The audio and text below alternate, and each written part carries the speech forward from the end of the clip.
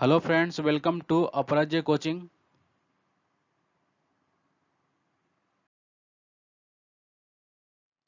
For more updates, subscribe my YouTube channel and share the video to your friend, and also you can join us on Telegram and Instagram.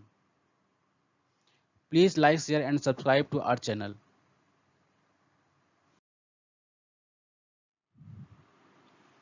आज हम बात करने वाले हैं computer architecture यानी कि computer की संरचना। कंप्यूटर के विभिन्न अवयव एवं उनके मध्य संबंध को कंप्यूटर की संरचना कहते हैं। लगभग सभी कंप्यूटरों की संरचना एक तरह की होती है। कंप्यूटर के 3 भाग होते हैं। पहला इनपुट आउटपुट यूनिट, दूसरा सेंट्रल प्रोसेसिंग यूनिट, तीसरा मेमोरी यूनिट।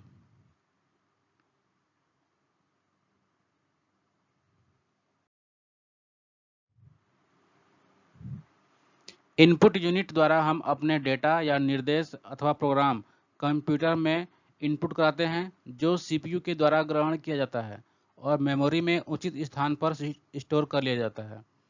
आवश्यकता पड़ने पर ALU arithmetic logical operation memory से ही डेटा या निर्देश ले लेते हैं, जहां कंट्रोल यूनिट के आदेश के अनुसार उन पर विभिन्न क्रियाएं प्रोसेसिंग की जाती है और उसका रिजल्ट आउटपुट यूनिट को प्रेषित कर दिए जाते हैं या मेमोरी में ही रख दिए जाते हैं। अन्य सभी यूनिट्स कंट्रोल यूनिट के नियंत्रण में कार्य करती हैं।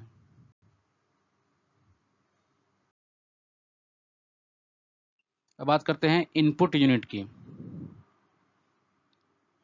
इनपुट यूनिट वे हार्डवेयर होते हैं जो डेटा को कंप्यूटर में भेजते हैं। बिना इनपुट यूनिट के कंप्यूटर टीवी की तरह दिखने वाली एक ऐसी डिस्प्ले यूनिट हो जाता है जिससे उपयोगकर्ता कोई कार्य नहीं कर सकता। इनपुट यूनिट का कार्य यह होता है कि हम अपनी भाषा को इसको जो भी डेटा या आदेश देते हैं उसे यह बाइनरी कोड में बदलकर कंप्यूटर अर्थात सीपीयू में भेज देता है। इनपुट द्वारा कई सारा कार्य किया जाता है। पहला है यह उपयोगकर्ता द्वारा दिए गए निर्देशों अथवा डेटा को पढ़ता है और उसको स्वीकार करता है। दूसरा, यह निर्देशों और डेटा को कंप्यूटर द्वारा स्वीकार किए जाने वाले रूप में बदलता है। तीसरा, यह बदले हुए रूप में इन इंस्ट्रक्शन और डेटा को आगे की प्रोसेसिंग के लिए कंप्यूटर को भेजता है।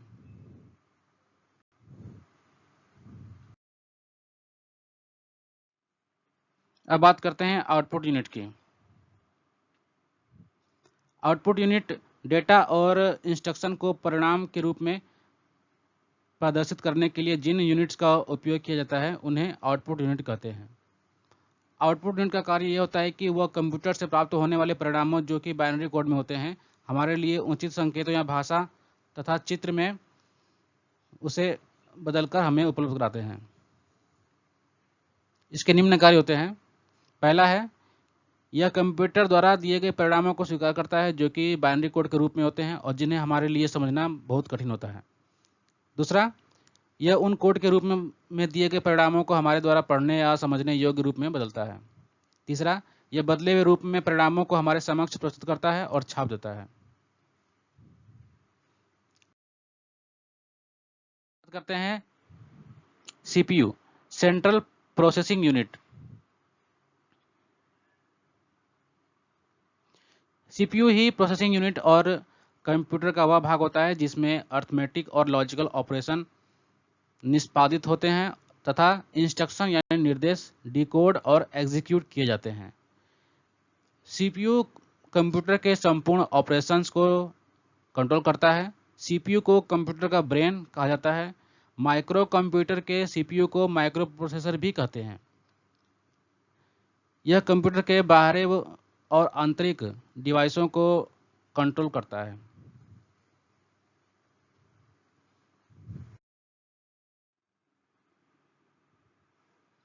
सीपीयू के कार्य, वर्क ऑफ सीपीयू। पहला, यह निर्देशों डेटा इंस्ट्रक्शन या डेटा को मुख्य मेमोरी मेन मेमोरी से रजिस्टर्स में ट्रांसफर करता है। दूसरा, निर्देशों का क्रमिक रूप से एग्जीक्यूशन करता है। तीसरा, आवश्यकता पड़ने पर यह आउटपुट डेटा को रजिस्टर से मुख्य मेमोरी में ट्रांसफर करता है।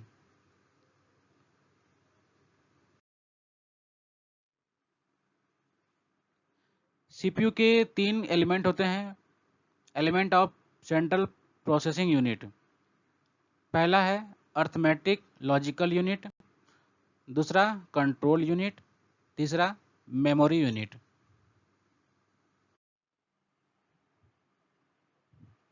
अरिथमेटिक लॉजिकल यूनिट, जैसा कि नाम से स्पष्ट है कि सीपीयू के सभी प्रकार के अंकगणितीय क्रियाएं, जोड़ना, घटाना, गुणा करना, भाग देना और तुलनाएं, दो संख्याओं में यह बताना कि कौन सी छोटी या बड़ी है अथवा दोनों बराबर हैं, इसी यूनिट में किया जाता है। यह यूनिट कई ऐसे इलेक्ट्रॉनिक परिपथों सर्किट से बनी होती हैं जिनमें एक ओर से कोई दो संख्याएं भेजने पर दूसरी ओर से उनका योग, अंतर, गुणनफल या भागफल प्राप्त होता है। इसमें सारी क्रियाएं बाइनरी पद्धति में की जाती हैं। प्राप्त होने वाली संख्याओं तथा क्रियाओं के परिणाम को अस्थायी रूप से स्टोर करने या रखने के लिए इसमें कई विशेष बाइटें होती हैं जिन्हें हम रजिस्टर कहते हैं। रजिस्टर से एक ऐसा उपकरण या साधन होता है जिसमें डेटा स्टोर किया जाता है। रजिस्टर बहुत तेज गति वाली अस्थायी स्टोरेज युक्ति होती है। मेमोरी के अनुक्रम में रजिस्टरों का स्थान सबसे ऊंचा होता है और ये सीपीयू को किसी डेटा या उपयोग करने के लिए सबसे तीव्र मार्ग देते हैं। किसी प्रोग्राम के क्रियान्वयन को सबसे तीव्र गतिशीलता प्रदान करने के लिए इस रजिस्टरों का व्यापक रूप से प्रयोग किया जाता है।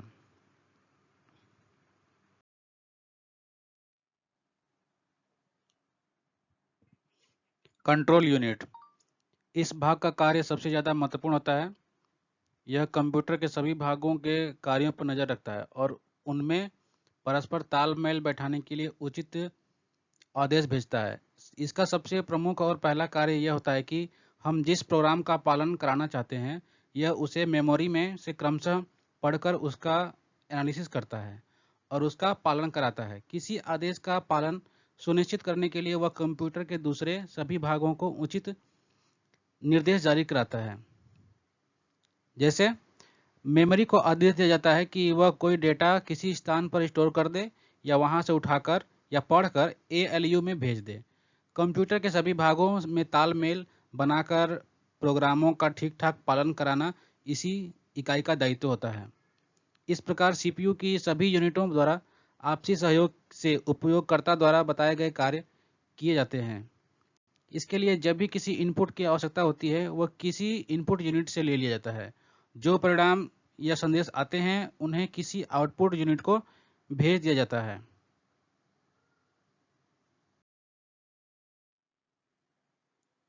अब बात करते हैं माइक्रो प्रोसेसर की। सीपीयू किसी कंप्यूटर का मस्तिष्क होता है। इसी के अंदर सभी प्रकार की गणनाएं और प्रोसेसिंग की जाती है। इसको ही प्रोसेसर भी कहा जाता है। माइक्रो कंप्यूटर के लिए जिस प्रोसेसर का उपयोग किया जाता है उसे माइक्रो प्रोसेसर कहते हैं। इसी के द्वारा सभी कार्य किए जाते हैं। वैसे कभी कभी जटिल गणनाओं के लिए अलग से मैथ प्रोसेसर भी लगाया जाता है। माइक्रो प्रोसेसर एक सेमीकंडक्टर आईसी पर बनाई गई प्रोग्राम करने योग्य डिजिटल इलेक्ट्रॉनिक वस्तु होती है जो किसी सेंट्रल प्रोसेसिंग यूनिट यानी सीपीयू के सभी कार्य करती है। यह कंप्यूटर का दिल व मस्तिष्क दोनों होता है। यह केवल मशीनी भाषा ही समझती है। इंटेल 4004 पहला ऐसा माइक्रो प्रोसेसर था जिसमें सीपीयू के सभी एलिमेंट एक चिप पर लगे होते थे और इसके कुछ एग्जाम्पल हैं इंटेल ड्यूल कोर तथा पेंटियम 4 आदि।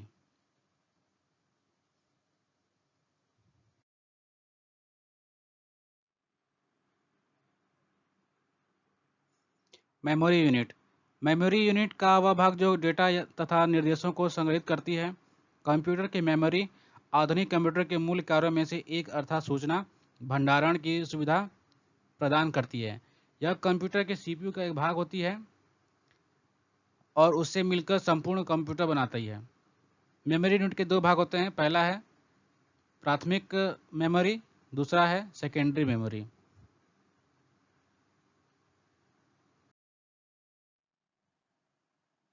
प्राथमिक मेमोरी, प्राइमरी मेमोरी, इसे आंतरिक इंटरनल या मुख्य मेन मेमोरी भी कहते हैं। यह सीपीयू से सीधे जुड़ी होती है। इसका अर्थ होता है कि CPU इसमें स्टोर किए गए निर्देशों को लगातार पढ़ता रहता है और उनका सही तरीके से पालन करता रहता है। इसके साथ ही कोई डेटा जिस पर सक्रियता से कार्य किया जा रहा है वह भी इसमें स्टोर किया जाता है। प्राइमरी मेमोरी में किसी समय चल रहे प्रोग्राम या प्रोग्रामों तथा उनके इनपुट डेटा और आउटपुट का अस्थायी रूप से कुछ समय के लिए स्टोर किया जाता है। जैसे ही उनकी आवश्यकता समाप्त होती है उन्हें हटाकर दूसरे डेटा या प्रोग्राम उस जगह रखे जाते हैं जहां पे प्राइमरी मेमोरी का आकार सीमित होता है परंतु इसकी गति बहुत तेज होती है। इसके निम्न सूचनाएं होती हैं। पहला आता है प्रोसेस किए जाने वाले समस्त डेटा और उसको प्रोसेस करने के लिए आवश्यक निर्देश जो इनपुट साधनों से प्राप्त किए जाते हैं। दूसरा, प्रोसेसिंग के मध्यवर्ती यानी इंटरमीडिएट परिणाम। तीसरा, प्रोसेसिंग के अंतिम यानी फाइनल रिजल्ट, उन्हें आउटपुट साधन को भेजे जाने तक सुरक्षित रखा जाता है।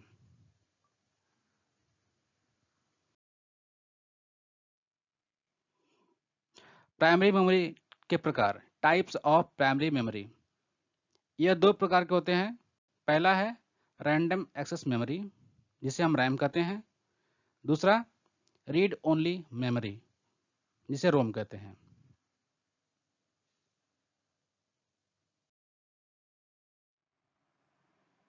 चलिए बात करते हैं रैंडम एक्सेस मेमोरी की। इसे संक्षेप में रैम कहा जाता है। यह मेमोरी एक चिप पर होती है जो मेटल ऑक्साइड सेमीकंडक्टर से बनी होती है। हम इस मेमोरी के किसी भी लोकेशन को चुनकर उसका उपयोग सीधे ही किसी डेटा को स्टोर करने या उसमें से डेटा पढ़ने के लिए कर सकते हैं। यह मेमोरी ऐसे रजिस्टरों और उनसे जुड़े हुए परिपथों से बनी होती है जिनसे डेटा को वहां तक और वहां से स्थानांतरित करना संभव होता हो। ऐसे प्रत्येक लोकेशन का एक निश्चित पता होता है जिसकी सहायता से हम उस लोकेशन तक पहुंच सकते हैं।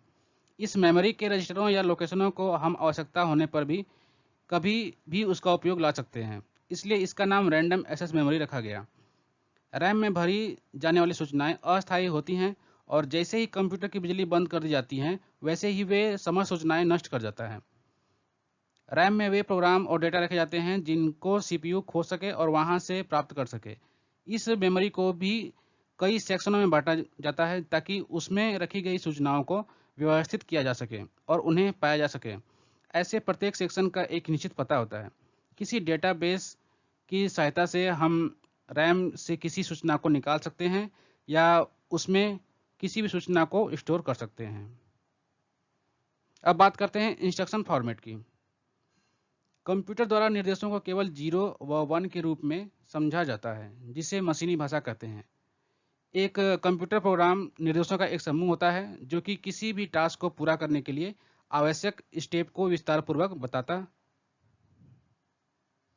है। किसी भी प्रोसेसर को कार्य करने के लिए दो प्रकार की इनपुट की आवश्यकता होती है, डेटा तथा निर्देश। निर्देश कंप्यूटर को बताते हैं किसी विशेष कार्य को करने के लिए कौन सी क्रिया की जानी चाहिए। किसी भी निर्देश को दो भागों में बांटा गया है। पहला है ऑपरेशन, ऑपकोड तथा ऑपरेंड। ऑपरेशन वे क्रियाएं होती हैं जिन्हें परफॉर्म किया जाता है और ऑपरेंड वे होते हैं जिन पर ऑपरेशन किया जाता है। उदाहरण के लिए प्लस, यहाँ ए और बी ऑपरेंड है और प्लस ऑपरेशन है। अब बात करते हैं इंस्ट्रक्शन साइकिल की। कंट्रोल यूनिट को कंप्यूटर का नाड़ी यानी तंत्र भी कहते हैं। सारे आदेश कंट्रोल यूनिट से गुजरते हैं। यहाँ पर जो प्रोसेसिंग होती है इसे इंस्ट्रक्शन साइकिल कहते हैं। पूरी इंस्ट्रक्शन साइकिल 4 भागों में होती है।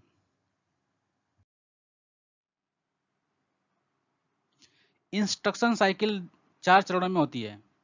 पहला, फैचिंग। इस चरण में मेमोरी से निर्देश को फैच करके निर्देश रजिस्टर एक परिपथ जो एक निर्देश को रखने में सक्षम होता है उसमें लाता है ताकि वह निर्देश डिकोड तथा क्रियान्वित कर सके। दूसरा है डिकोडिंग। दिए गए निर्देश को डिकोड करना अर्थात दिए गए निर्देश की व्याख्या करना। तीसरा, प्रभावी पते को पढ़ना, रीड द इफेक्टिव एड्रेस। यदि निर्देश के पास अप्रत्यक्ष पता इनडायरेक्ट एड्रेस है तो उस पते को मेमोरी से पढ़ना। चौथा, निष्पादन, एग्जीक्यूशन, निर्देश का निष्पादन करना। दिए गए चरणों में से चरण 1 और 2 सभी निर्देशों के लिए एक समान होते हैं तथा फैच चक्र कहलाते हैं। चरण 3 व 4 सभी निर्देशों के लिए अलग अलग होते हैं तथा निष्पादन चक्र कहलाते हैं।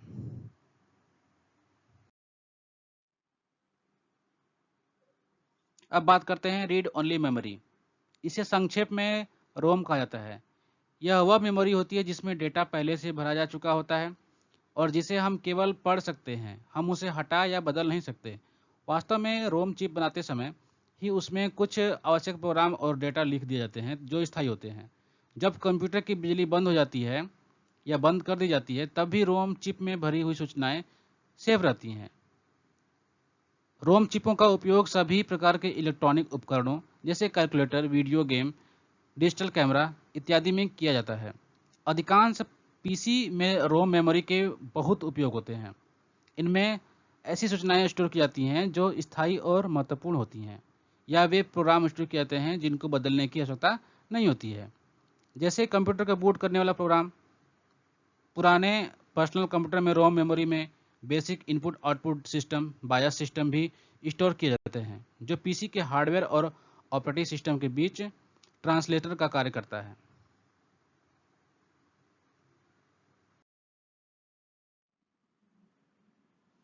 अब बात करते हैं हम सेकेंडरी मेमोरी की। इस प्रकार की मेमोरी सीपीयू से बाहर होती है, इसलिए इसे एक्सटर्नल मेमोरी कहते हैं। कंप्यूटर की मुख्य मेमोरी बहुत महंगी होने तथा बिजली बंद कर देने पर उसमें रखी अधिकतर सूचनाएं नष्ट हो जाने के कारण न तो हम उसे इच्छानुसार बढ़ा सकते हैं और न हम उसमें कोई सूचना स्थायी रूप से स्टोर कर सकते हैं। इसलिए हमें सहायक मेमोरी का उपयोग करना पड़ता है। इसकी तुलनात्मक दृष्टि से बहुत कम और डेटा स्टोर करने की क्षमता बहुत ज़्यादा होती है। इसमें एक ही कमी होती है, इन माध्यमों में डेटा को लिखने तथा पढ़ने में समय बहुत लगता है। इसलिए हम इसमें ऐसी सूचनाएं भंडारित करते हैं जिन्हें लंबे समय तक सुरक्षित रख सकें तथा जिनकी आवश्यकता लगातार नहीं पड़ती हो। सहायक मेमोरी का उपयोग बैकअप के लिए किया जाता है। जब हमें किसी डेटा को तत्काल आवश्यकता नहीं होती है तो उसे किसी चुंबकीय माध्यम जैसे फ्लॉपी डिस्क या चुंबकीय टेप पर नकल करके अलग सुरक्षित कर लिया जाता है। ऐसा हमेशा हार्ड डिस्क को खाली करने के लिए किया जाता है ताकि उस पर ऐसा डेटा भरा जा सके जिसकी आवश्यकता पड़ रही हो और डिस्क पर जगह न हो। बैकअप साधन में भंडारित किए गए डेटा को आगे कभी आवश्यकता पड़ने पर हार्ड डिस्क पर उतारा या नकल कर सकें। प्रारंभिक कंप्यूटर में छिद्रित कार्ड, पेपर टेप और चुंबकीय टेपों का प्रयोग सहायक भंडारण के लिए किया जाता है, लेकिन आजकल मुख्य रूप से चुंबकीय डिस्कों का प्रयोग इस कार्य हेतु किया जाता है जो कई प्रकार से सुविधाजनक है।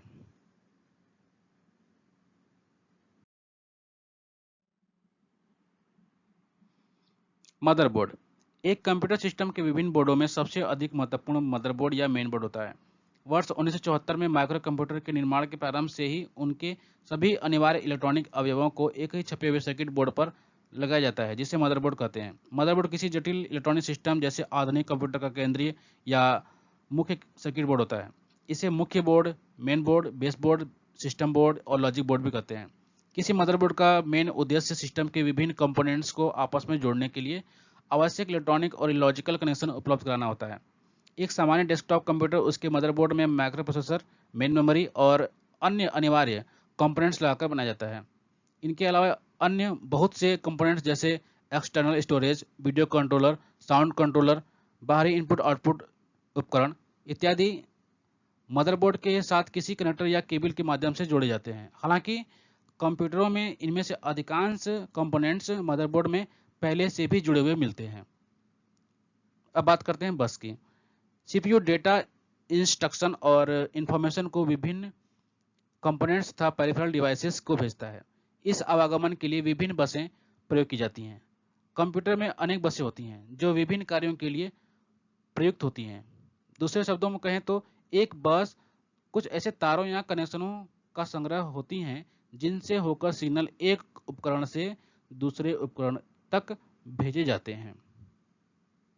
इसे हम ट्रांसमिशन मीडियम भी कह सकते हैं। बस को दो भागों में बांटा गया है। पहला आंतरिक बस, इंटरनल बस, मदरबोर्ड के आंतरिक अवयवों को जोड़ती है, जैसे सीपीयू एवं सिस्टम मेमोरी। इसे सिस्टम बस भी कहते हैं, जैसे कंट्रोल बस, एड्रेस बस इत्यादि। मेमोरी तथा इनपुट आउटपुट डिवाइसेस को दिए जाने वाले विभिन्न निर्देश कंट्रोल बस द्वारा लिए जाते हैं। इनपुट आउटपुट डिवाइसेस या मेमोरी के एड्रेस बस द्वारा लिए जाते हैं। डेटा को स्थानांतरित करने वाली बस को डेटा बस भी कहते हैं। दूसरा है वाई बस, यानी कि एक्सटर्नल बस, विभिन्न बाहरी अवयवों को जोड़ती है, जैसे पेरिफेरल्स, पोर्ट्स, एक्सपेंशन स्लाइड्स इत्यादि।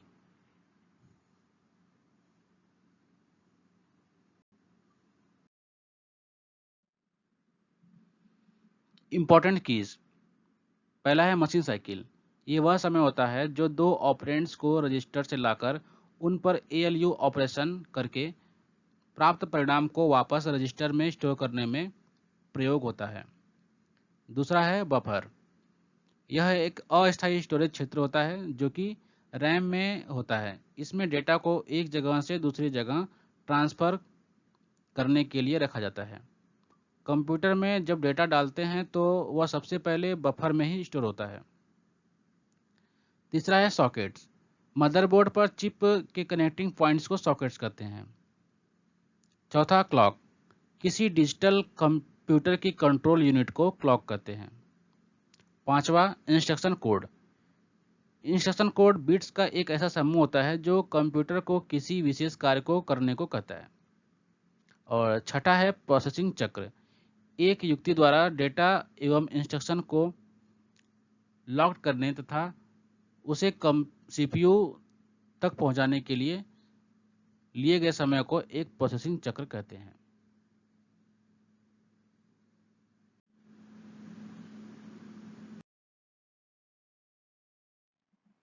Thank you for watching.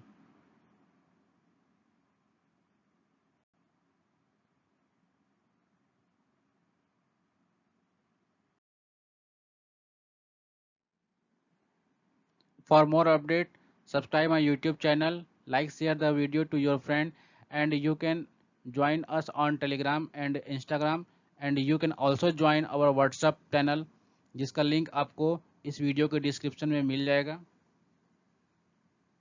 Please like, share and subscribe to our channel and press the bell icon for more update.